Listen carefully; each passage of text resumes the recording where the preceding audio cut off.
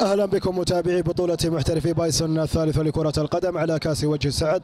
سمو الامير سلطان بن فهد. المباراة الثانية هنا في هذا المساء التي تاتي ضمن اطار مباريات المجموعة السابعة، انتهت بعد السيناريو كان غريب، كان رهيب، كان جميل جدا، حيث تقدم فريق الهلال الشام في البداية بهدفين، ومن ثم عادل عيال الذيب وسجلوا الثالث في اخر لحظة من لحظات الشوط الثاني. يتواجد معي بعض من نجوم فريق عيال الذيب الشبان، طبعا يعني اكبر واحد 20 سنة، كابتن عبد الرحمن الظاهري. في البدايه الف مبروك.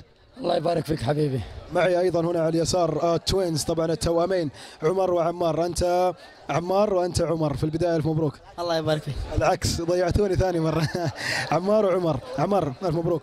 الله يبارك فيك. الف مبروك عمر. الله يبارك فيك. كيف كان شعوركم في المباراه؟ والله كانت صعبه جدا، انه تقدموا فريق الهلال الشام بهدفين وقدرنا انه نقلب النتيجه، لكن الحمد لله على كل حال. يا عمار، انتم صغار في السن لكن ما شاء الله تبارك الله روح كبيره جدا في ملعب المباراه، ايش سبب هذا التميز يعني من لعيبه صغار في السن في بطوله توجد فيها اقوى الفرق؟ والله في الكوره ما في شيء مستحيل، الحمد لله ادينا اللي علينا وعيسى جده ادانا الفرصه واحنا قد الحمد لله. نرجع طبعا على اليمين هنا عبد الرحمن الظاهري. عبد الرحمن، كيف شفت المباراه؟ كيف تعايشت اجواء المباراه؟ كانت صعبه سهله؟ اكيد صعبه لانه سيناريو كان جميل جدا في ملعب المباراه.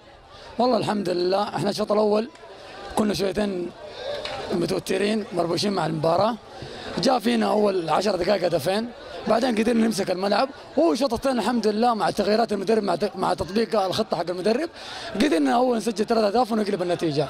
الفوز هذا هل يعطيكم دافع المباريات الجايه؟ اكيد والله، وعيال الدب قادمين ان شاء الله. طيب عمر، الحين ما نضيعكم.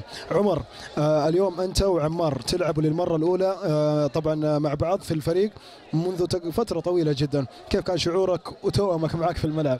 لكن والله الحمد لله يعني مرتاحين متفاهمين مع بعض، يعني نقدر نلعب على طول مع بعض. عمار، محمد صغير ما بيسوي لقاءات شارد، ليش؟ ما ادري عنه، شغل خايف. خايف ليش؟ عشان ايش؟ حطيت عليه انت اول. محمد صغير طبعا احد نجوم فريق عيال الذيب يتواجد ويناظر، لكن نعود مره ثانيه الظاهري، يعني في الشوط الاول بعد ما جاء الهدف الثاني هل حسيتوا ان المباراه انتهت خلاص؟ والله لسه المباراه لسه كانت هذه اول 10 دقائق، لسه كان باقي 20 دقيقه من الشوط الاول و35 دقيقه من الشوط الثاني، يعني كنا متفائلين الحمد لله لانه احنا اجتهدنا في التمارين وقدمنا، وهذا هو حق التقديم حقنا، ومبروك للعيال. كلمه اخيره. والله الف مبروك لعيال الديب، واولهم الكوتش عيسى لانه تعب معانا كثير في التمارين، ونهدي له هذا الفوز ونهدي العمار اللي مسافر. عمر وعمار، كلمه اخيره نختتم بهذا اللقاء. اول شيء نقول عيال شكرا على هذا الروح اللي قدموها، ونهدي الفوز هذا لعيسى جده والكابتن اللومي والعمار الكحل. والله اشكر عيال الذيب، هارد لك هلال الشام، عيسى جده، عمار الزول جاي من السفر، الحمد لله على السلامه. شكرا عمر وعمار عيال بنواس طبعا، وايضا عبد الرحمن الظاهري. كان هذا لقاءنا، نلقاكم في لقاءات قادمه، شكرا.